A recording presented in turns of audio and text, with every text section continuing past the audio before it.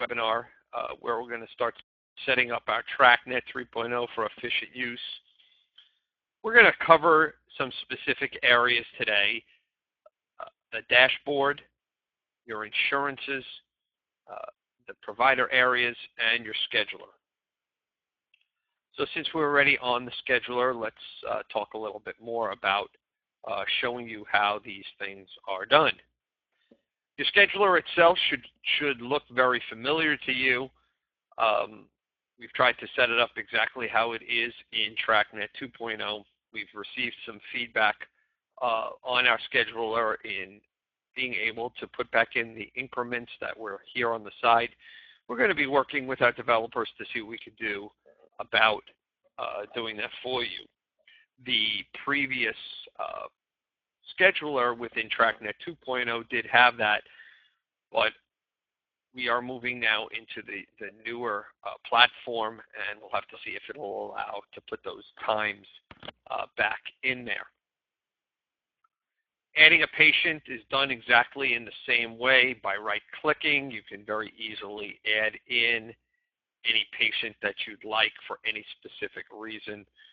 We've improved the search capabilities, making it similar to how it was in TRAKnet 2.0. Everything that you see here, again, is the same as it's been previous.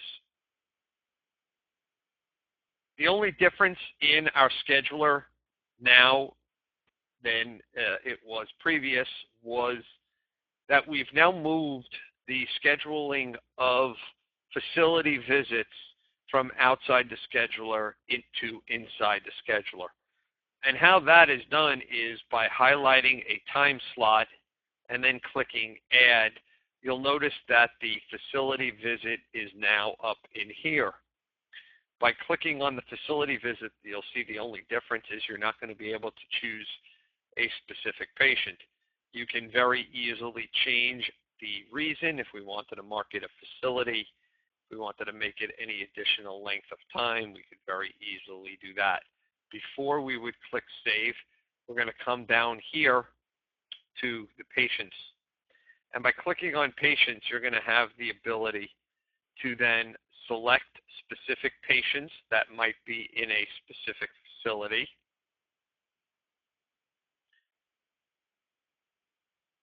And then by clicking on recalls, you're going to have the ability to set up specific recalls for any specific facility. Since I am currently demonstrating this out of my Office database, I'm not going to run a recall list, but it's run exactly the same way as it's been done previously. By putting in any specific day parameter or any specific diagnoses and picking up any specific facility that you'd like to run it out of, TRAKnet 3.0 is going to generate the list right here of any one of those patients that meets the criteria either by days or diagnosis or a combination of both. You have the ability to print it, but in order to do the scheduling, when you get that list of patients that you'll see right here, you're going to highlight the first name, going to hold down the Shift key on your keyboard, and then click on the last name. Once you do that, you would then have the ability to click OK, and all of the patients will then show up here. Once the patients show up here, you can then save and they'll go in there. How I'll demonstrate that is by just showing you with some test patients. By selecting some test patients, it would appear the same as it would in when you bring up the facility visits. Once you do that, clicking Save would drop that facility visit right into the time slot that you did. You'll notice that it blocked out the 45 minutes, and the patient themselves is right down here in order for you to create that encounter. And you'd be creating the encounter the exact same way you did in TRAKnet 2.0. In regards to block days and block times, the functionality has not changed. to be able to do it. Anybody who's worked with 2.0 in the past should be able to do that. You can review that in our user manual and videos that we've created just on those areas, but these two areas work exactly the same. Your appointment types brought over from TRAKnet 2.0, you'll be able to edit them, change anything you'd like right from this screen. Again, something that was brought into the scheduler from outside of the scheduler. The printing of the scheduler has been improved. When it was first done, if we received feedback, the font was too small, and we've now improved that, making it a much easier to read font. Your settings for your dashboard, for your schedule are done right here.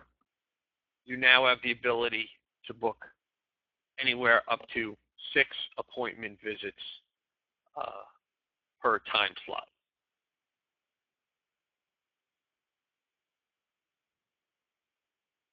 While staying on the scheduler, let's just show a little bit more some other areas.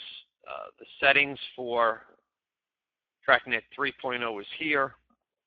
We're going to be covering templates, the managing of templates, and the importing of templates from TRAKnet 2.0 on our webinar this evening, setting up and managing templates.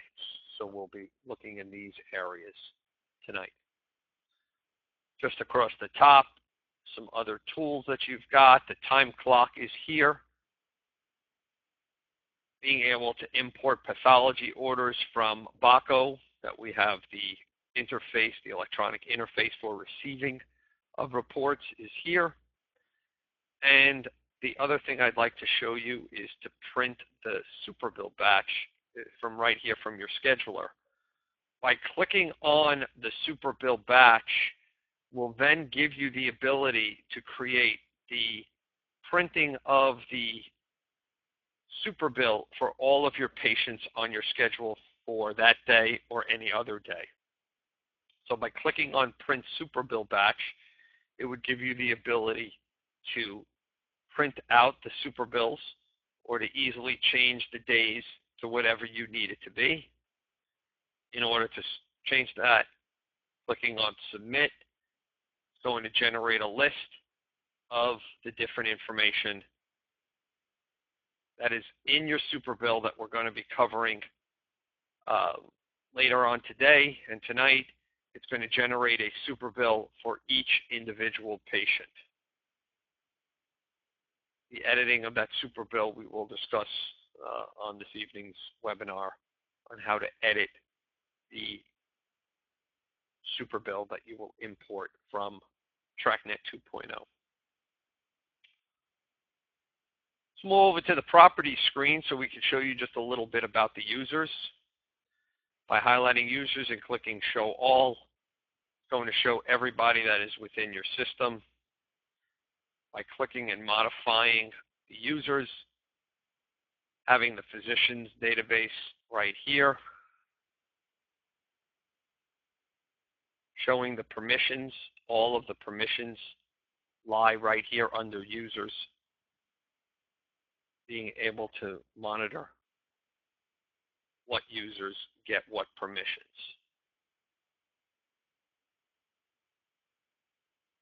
For transfers, for our credit card transaction area, if you're interested in getting set up with transfers with our integrated credit card processor, I'd like for you to please contact us and we could definitely get that set up. It's a very simple process and makes the taking of patient payments very, very simple. One of the other areas I'd like to show is your modifiers, especially with the new X modifiers on the horizon from CMS. You would be adding in your modifiers right from this area. Any other things that need to be modified from a standpoint of the properties is done from here. Other than billing, certain billing processes are done from your billing dashboard. and having some options in this area as it pertains to just your billing dashboard and billing information for your practice. Let's head over to the patient's chart. Let's talk a little bit about the dashboard and the information that's found on the dashboard itself.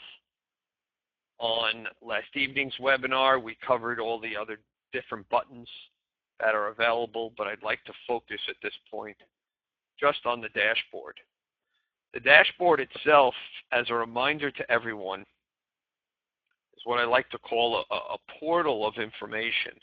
By placing information in certain areas within the program, will then allow, through a series of links, the ability to pull that information into your dashboard or even into your encounter as needed. In regards to the different dashboards, I'd like to break it down into three specific areas: the front desk, the biller, and then the medical assistant and physician as one. When it comes to the front desk dashboard, remember one thing: the information that is drawn here is specific or can be specifically set up just for the front desk. The dashboard itself can be customized to look any way you like it to look. You were given some generic looking dashboards that can be modified, and the links can be updated. And the information that's drawn for what we consider the front desk would be from the fields that are in the patient's demographics. So before we get into editing the dashboard, I'm going to draw your attention to the patient demographics and to show you that all of the different fields that are located here in the patient's demographics are also located as links for you to add into what would probably be the physician dashboard. So if we were to edit this dashboard from right here, you could see that specific information as it pertains to a patient's demographics is located here. This information, the fields such as address, date of birth, language, race, and ethnicity, all pulled from the patient's demographics. And how did we get to these links? Coming over to links, you're going to change from the patient data to patient fields. All of the patient fields information, all of the links that you see here are equivalent to fields that are located in the patient's demographics. So any information that is filled in the patient's demographics is going to be populated here. The one link that is not on this list that would also be very useful for probably somebody sitting at the front desk is going to be that future appointments. We created a link for future appointments where if someone has a follow-up appointment in the future, that will show up in that future appointments link. So in this case, if we go back to Mrs. Test and she had had an appointment beyond today's date or even later on today, if it was put in, it would show up on that future appointments link. And that future appointments link is located under patient data.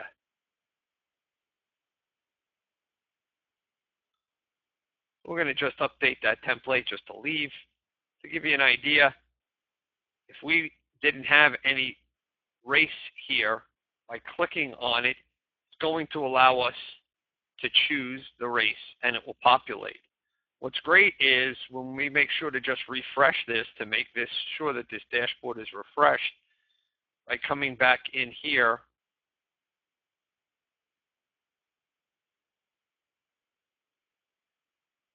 it would pre-populate back into that area as well. So these areas would go back and forth between the two different fields. Whether you populate it in demographics, it will show up on your dashboard, or whether you show it up in your dashboard, it will populate back in your demographics. Let's talk a little bit about billing and the billing dashboard. If we come over to the billing dashboard, you're going to see that the billing information that shows up here is going to be related to billing information that shows up from the patient's insurance here. So if we were to click on the primary insurance, the information that you would populate here, if you have a corresponding link to that patient's information on the dashboard, that information is going to be drawn out there. So for instance, if we put a test name in the group name, and we give a group number, and we save that, you're going to see it has some information here. As we come back over to Workspace, we refresh this dashboard, you're going to see that in this case, we have the primary insurance group as a field, and if we had the primary insurance group name, would also populate here. So any information that is put in here is going to show up, is going to be drawn from information that's put in here on the dashboard. So in this area, you put the information. The fields that are here are going to populate the links on your dashboard. The other billing information links that you may have used in the past, you come down here to billing, these certain billing fields that are in the patient editor are also links. So let me show you where those billing links are. So by editing that dashboard, coming out to links, then dropping down to billing, all of the different links that we've created under this list correspond to either the fields in the demographics or the fields in the entry of a patient's insurance. And all you need to do is drop that information into those fields, make sure to put that corresponding link on the dashboard, and that information will be drawn into the dashboard for that patient.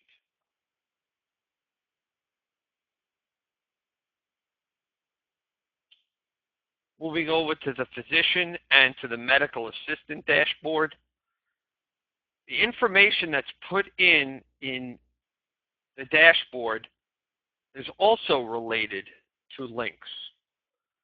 So any information or any dashboard that has the same corresponding links, you're going to see that that information is going to populate into those areas of the dashboard. So by doing it in the medical assistant dashboard, if the corresponding link is in the physician dashboard, it's going to automatically change. And these dashboards can be customized for you to look at with whatever information you want. So in this case, by editing the physician dashboard, you're going to see that these different links are here. And then once those areas are populated with information, that information is going to be drawn into where that link is. If the corresponding link is on the medical assistant dashboard, you will see that it's the same thing here.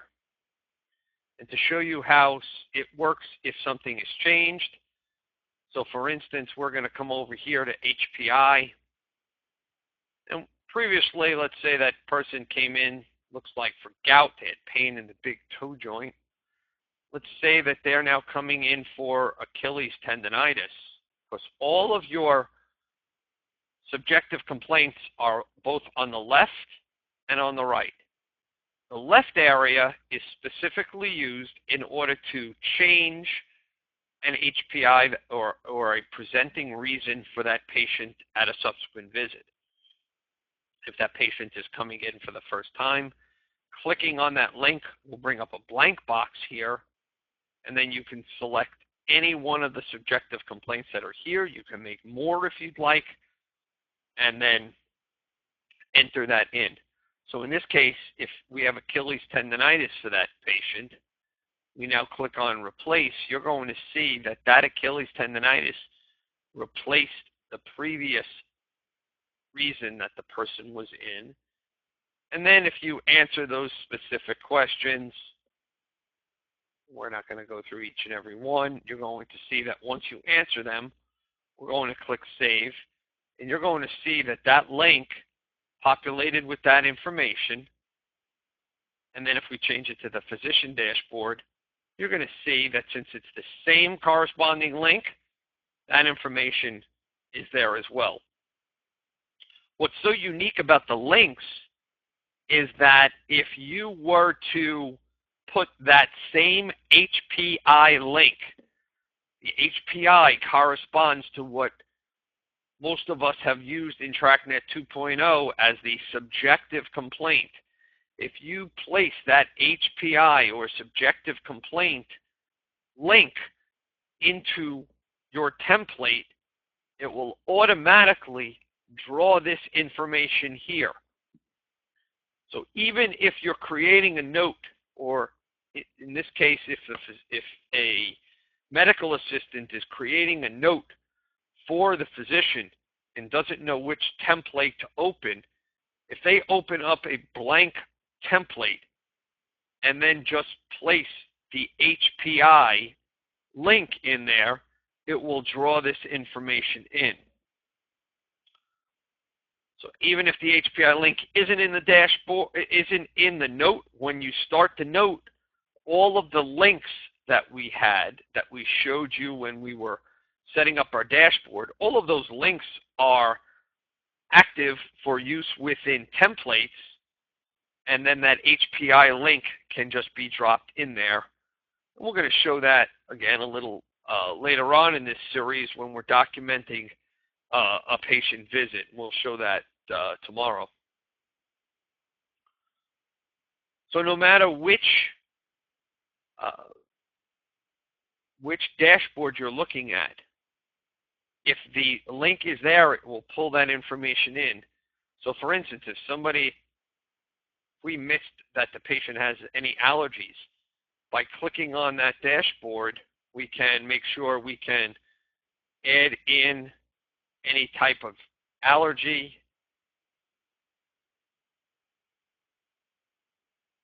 And then you'll see all of the previous allergies. Since this was a test patient, we now updated and put in all the active allergies, and you can see it's a repeat. If we were to switch that to the medical assistant dashboard, you can see that that medical assistant has the same link for allergies, and that information is drawn in right there.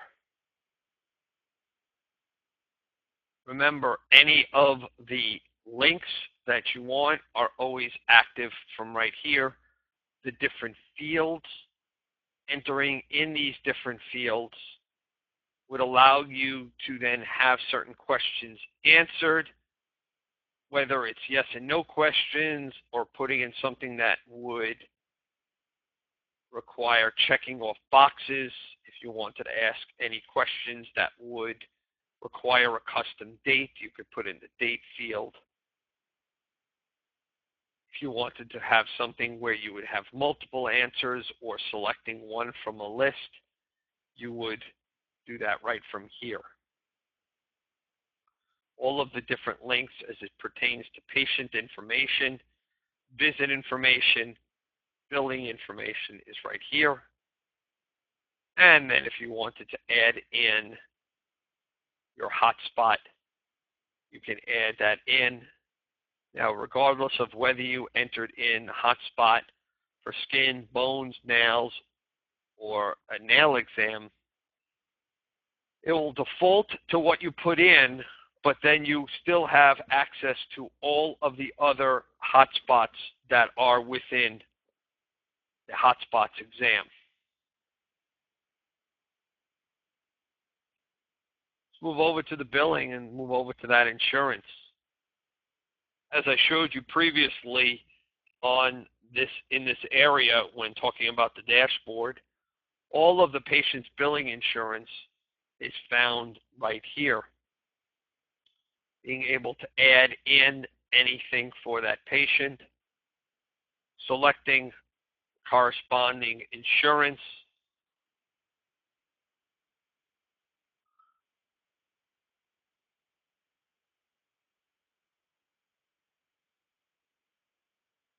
selecting the claim office that would correspond to that information,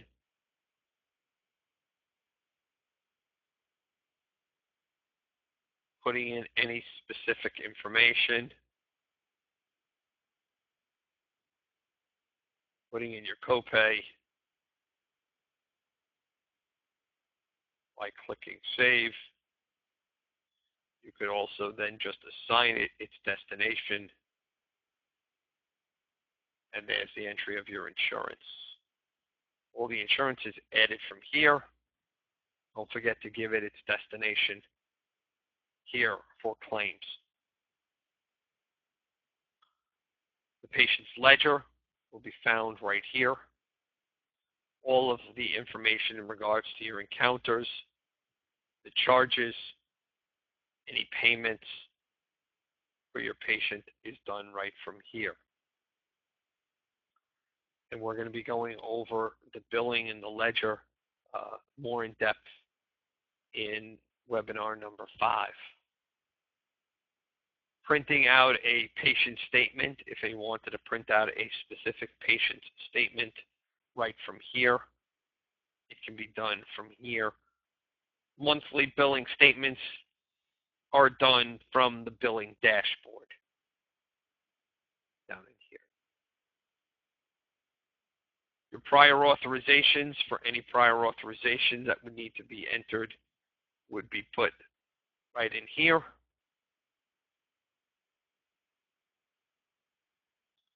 And any specific remarks that need to be made can be made right from here.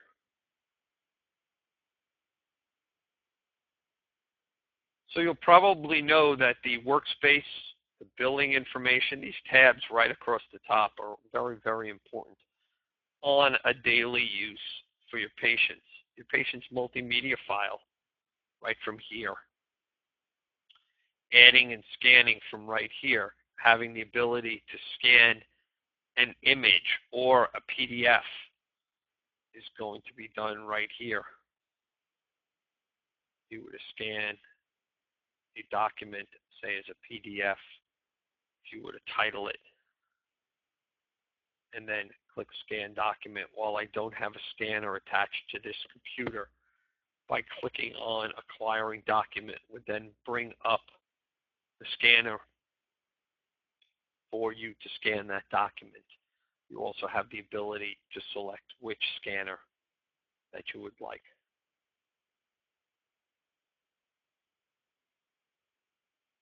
The progress notes for that patient will come through with the date and the name of the template that was used.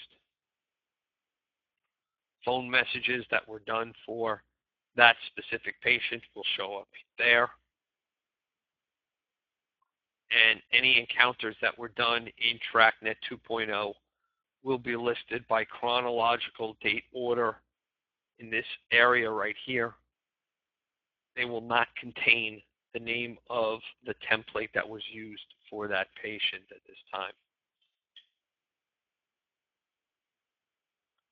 So what I tried to show today was just a very narrow look at certain areas that would allow you to start setting up the basis for some efficient patient use.